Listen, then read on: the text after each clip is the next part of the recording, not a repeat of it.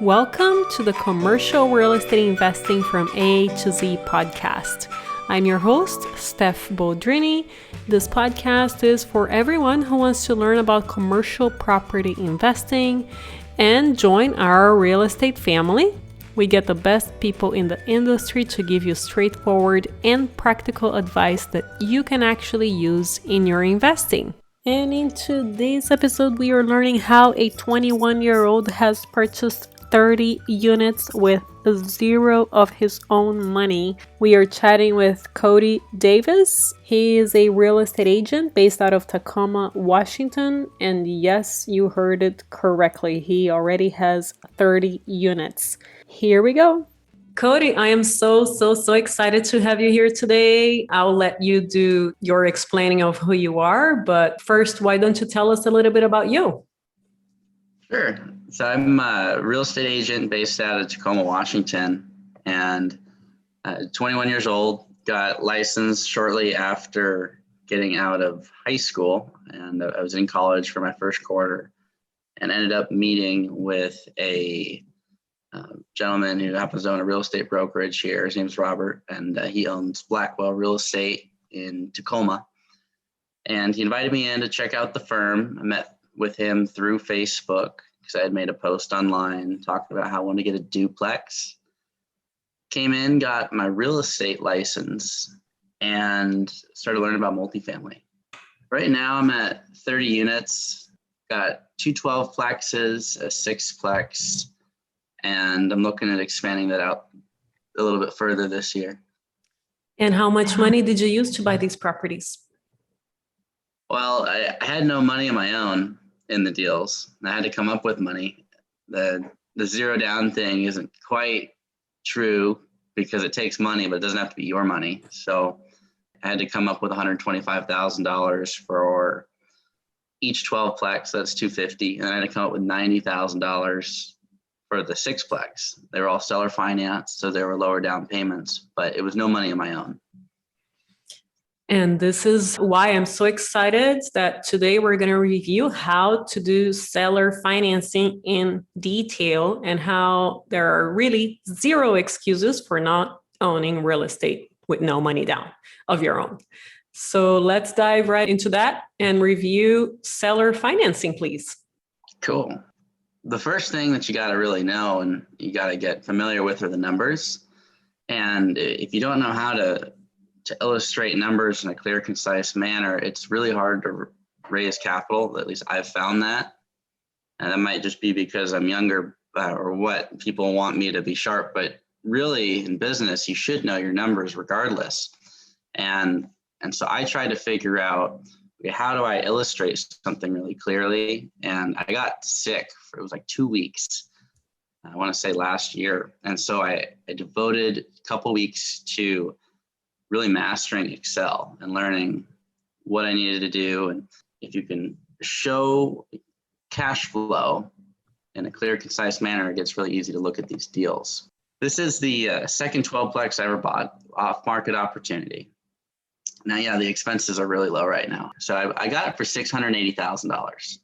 They wanted $120,000 down, and it was about $5,000. It was a little less in closing costs. So I raised $125,000. But more important than the money are the numbers that I was looking at.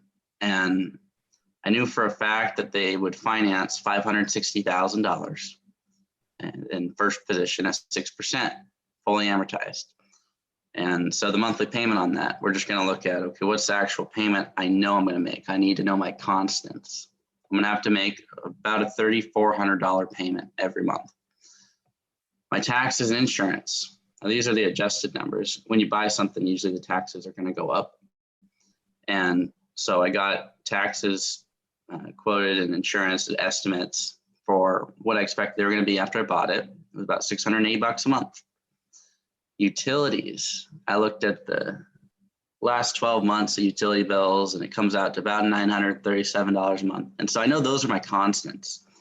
Now I've got variables that I can add in, but just looking at what I know is going to be there, I've got $7,500 in income, $7,560, and then I've got about $5,000 in expenses, meaning that on this opportunity, this deal I was looking at, granted I had no money at the time, it's about $2,600 a month in cash flow.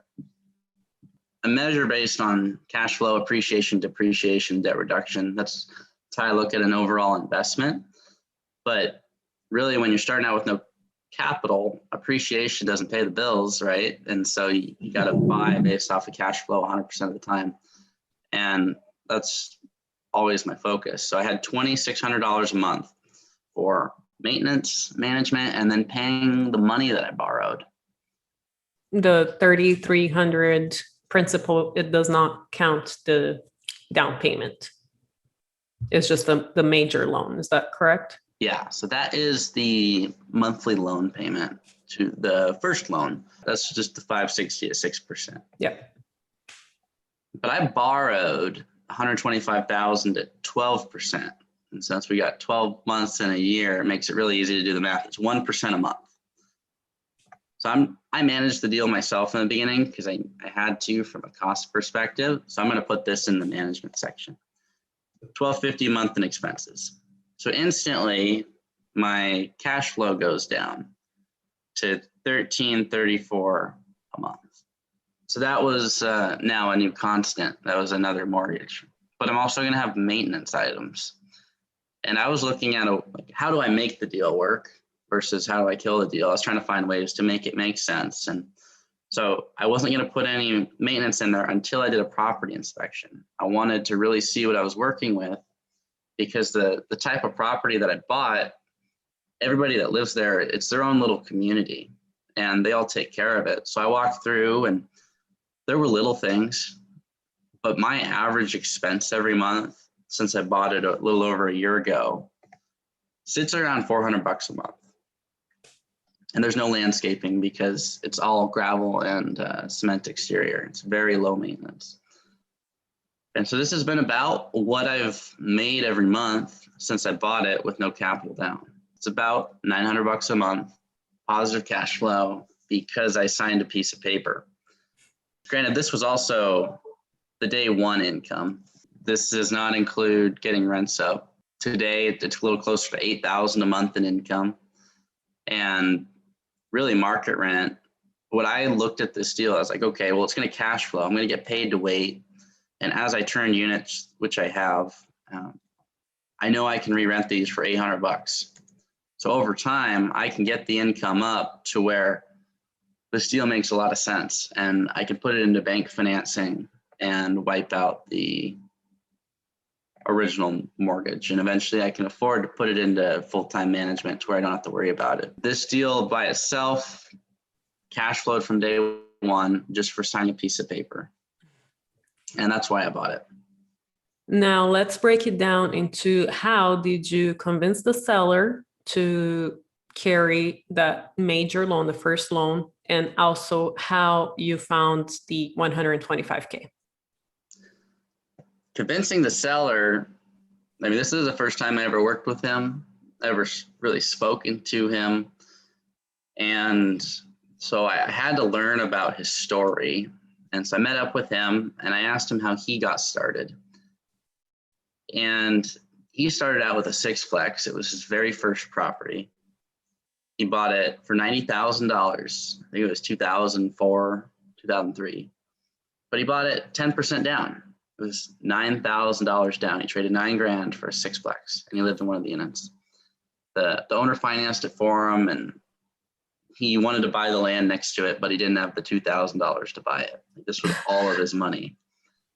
And today, I mean, he's got a handful of properties. He's doing brand new developments, single family communities, apartment buildings. And so I basically just went through and asked him how he did it, what he started with, what his thoughts were on how to get started. And he's like, you need to find someone who will sell or finance you a property. I was like, okay. Would you sell or finance me this property? He said, sure. That's all you said. It was kind of an easier sale at that point, but I had to learn more about him first. And so I went out and I walked the property. This place was originally under contract with another broker in the office. He had written it up for his client, and his client didn't end up buying it. So I was like, can I get his phone number? He seems to be doing well. He's one of the wealthier people I know, even today. So I went over, met with him, learned as much as I could from him, and he said, get in my truck. And we went in his truck and we drove around and we looked at all his properties. He's got single family houses. He's got land on the water. He's got apartment buildings. He's really managed to accomplish quite a lot over the last couple decades, and got to learn from him. And he financed that 12-plex. And then the last deal I actually bought in March of this year was the 6-plex he bought for $9,000 down. What a beautiful full circle story. Later, I want to hear when you hear a no. But first, let's dive into the 120 financing. How did you find that 125? I asked the owner of the firm, I was like, hey, got this opportunity. Can you help me out? And we looked at the numbers and it's like, yeah, it makes sense. Let's do it. And so he helped fund it.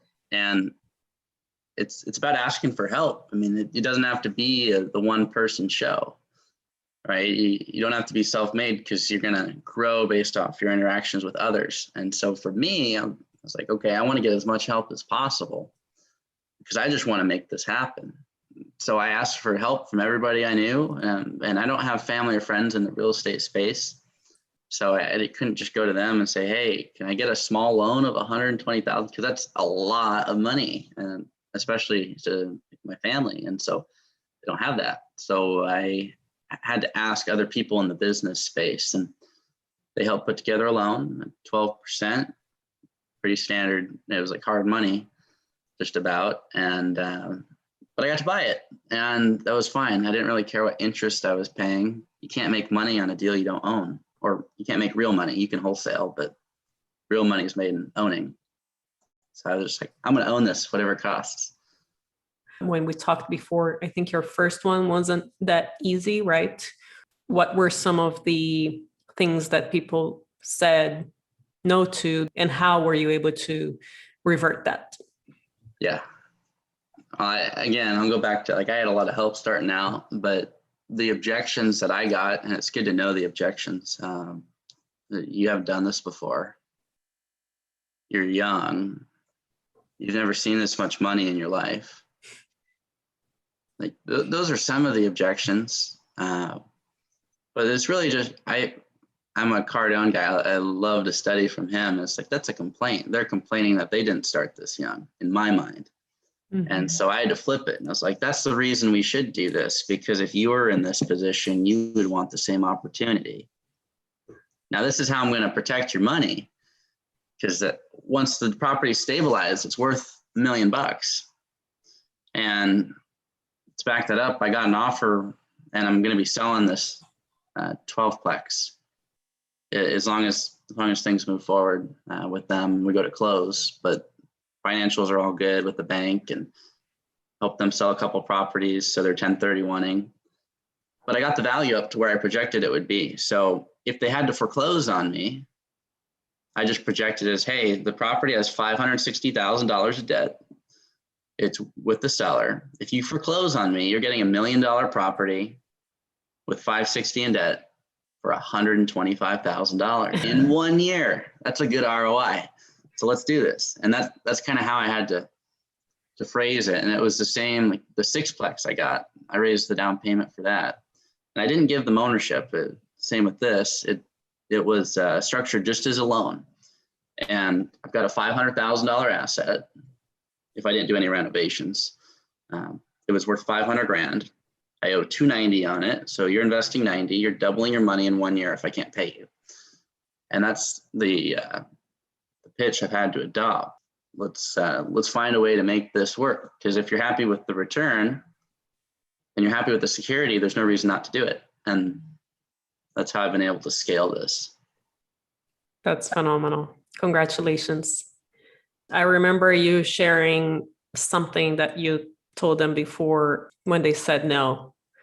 Well, I have to think about which one you're talking about, because there's a lot of things that people say no. You said, if you won't do it for you, will you do it for me? Oh, yeah. And that one works too. That's a last resort. But if you can't do it for you, can you do it for me? And it's just it's asking for that help.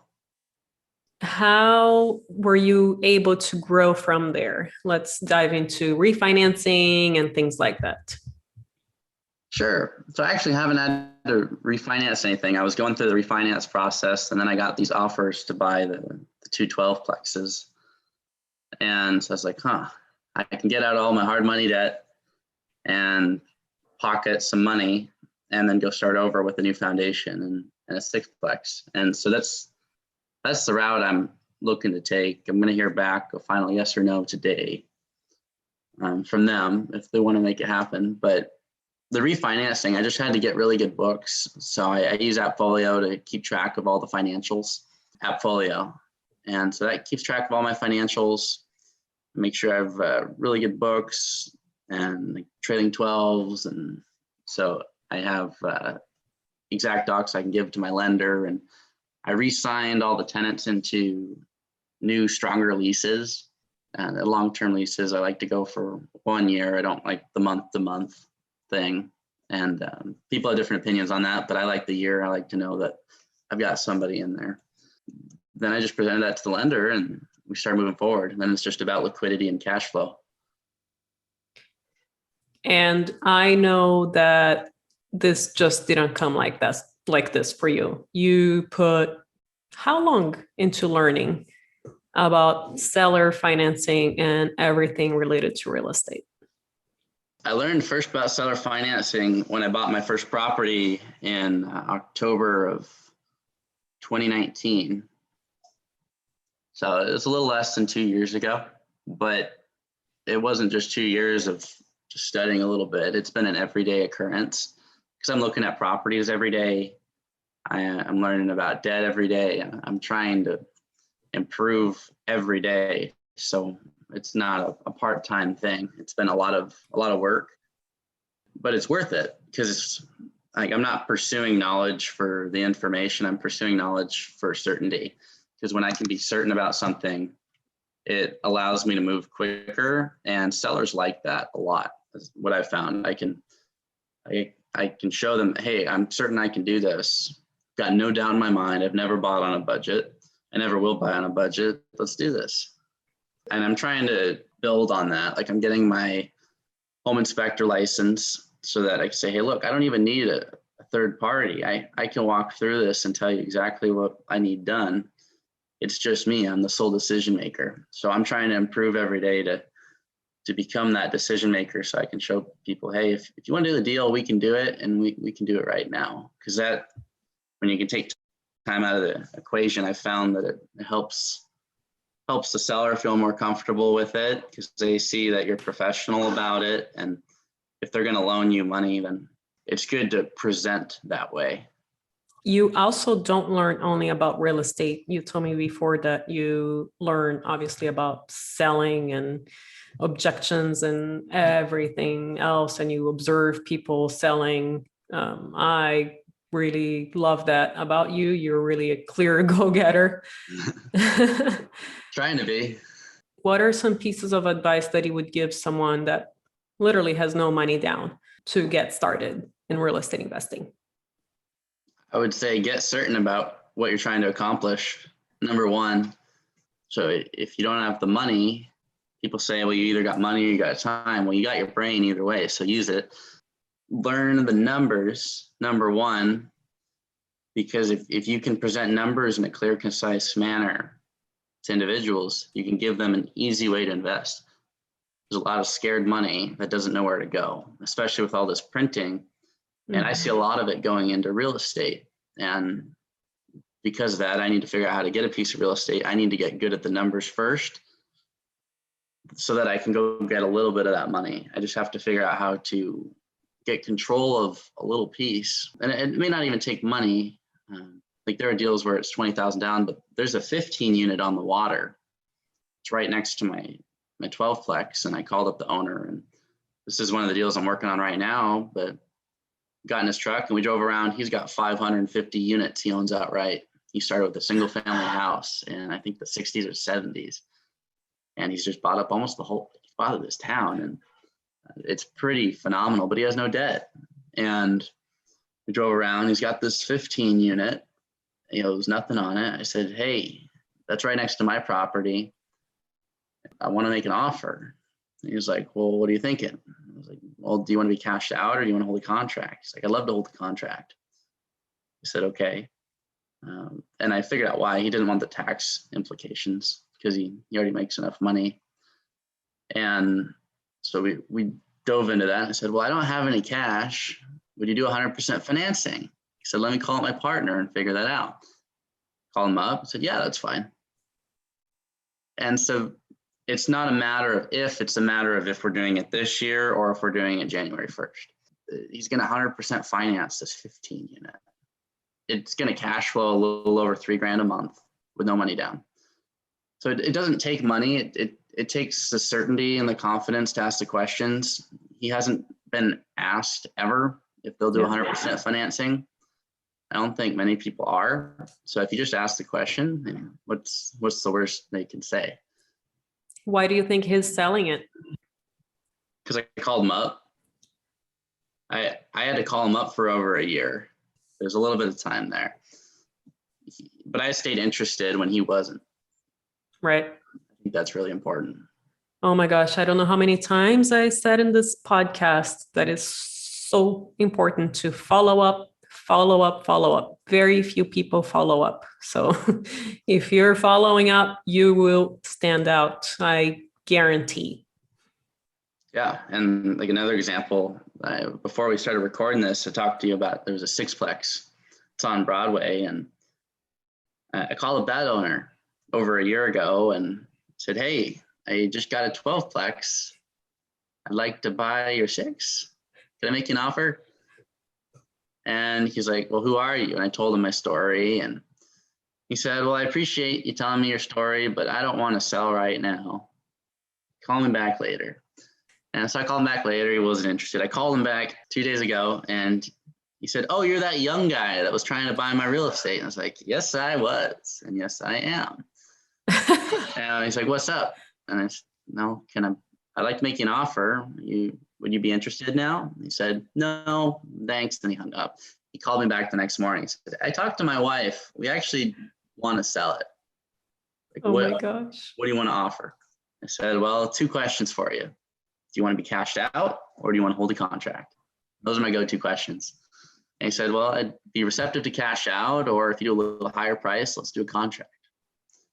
And so I was able to move that one, and I sent him an offer yesterday for $550. That's so awesome. Follow-up's important. Huge. And certainty. I'm certain that I can do the deal, and I had to reaffirm that to him a couple times, but of course, it's so important. Amazing, Cody. I'm so proud of you. Is there anything else that we haven't covered that you think is important for our audience to know? The biggest mistake you can make is not getting started, not buying a piece of real estate. There was a 16 unit. I could have bought 0 down. It would have cash flowed $4,000 a month. I passed on it because I thought I was expanding too quickly. It was a mistake. Yeah. If you find a great deal and you're certain it's a great deal, go buy it. Cody, thank you so much for making the time. How can our listeners get in touch with you? If they want to get in touch on social media, my Facebook is just Cody Davis, or Instagram is Cody D2020. Feel free to reach out. Thank you again, Cody, for sharing all of your incredible knowledge and experience and success with our listeners. I really appreciate it. Thank you, Stephanie. If you haven't already, make sure to subscribe to our newsletter at montecarlorei.com on top of our page. And I will see you next time.